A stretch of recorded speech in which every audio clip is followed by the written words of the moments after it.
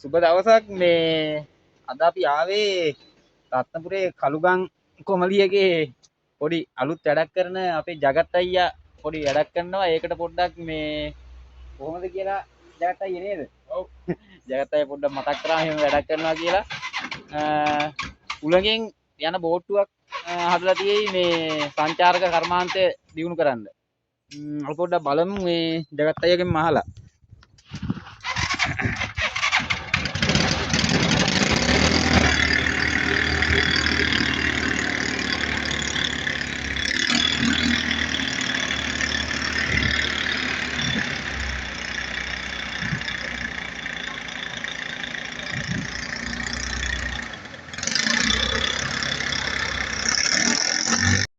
ජගත් අයියා දැන් මේක මේ අපි හැදෙන ගමන් තියෙන්නේ නේ. ඔව්. තාම වැඩි ඉවර නෑ. තව ෆුල් කුෂන් සෙට් එක ගහන්න තියෙනවා. ඔව්. ට්‍රෙඩින් ගහලා තියෙන්නේ. ඔව්. ඉතින් ගහලා තව සතියක් විතර යනකොට හොඳයි දෙවෙනි පාර මේක හදන්නේ පළවෙනි පාර ඔව්. බෝට්ටු ගියානේ. ඔව්. ඒ කියන්නේ ගංගා වතුරට ගියා පළවෙනි පාර. පළවෙනි පාර ගියා. ගිහිල්ලා ඒ ටික කැඩුනේ ටික ආපහු මුලින්ම පටන් ගත්තා. 6ක් 7ක් විතර ඉවරයි. රස 6ක් වියදම් කළා තමයි මේක හැදුවේ.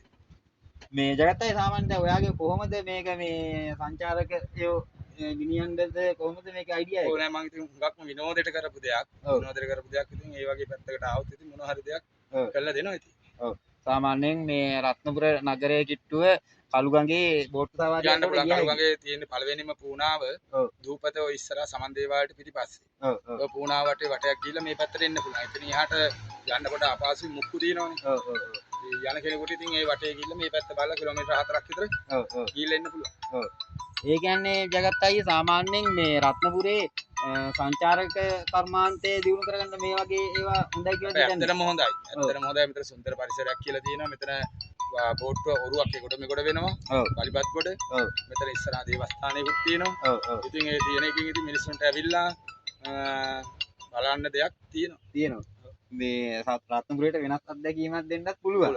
මේට වැඩි දෙයක් කරලා දෙන්න පුළුවන්. කරලා දෙන්න පුළුවන්. මොකද රත්නපුරේ කියන්නේ සංචාරක කර්මාන්තය දැන් වැඩිලා තියෙන්නේ. ඇත්තටම ඉතින් මේ වගේ එකක් දෙකක් තියෙනවා නම් විදේශිකයෝ එනවා. එතකොට මිනිස්සු එනවා. ඉතින් විනෝදෙන් යන්න එන්න පුළුවන්.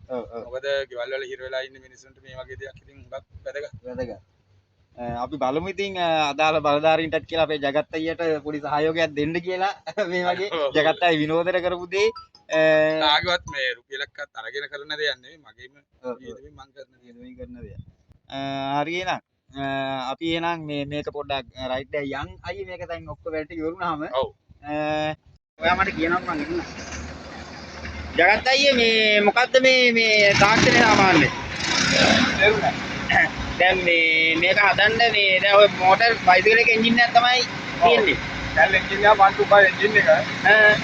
මේකට ඉතින් පෙත්ත කපලා සුළඟ යන හදලා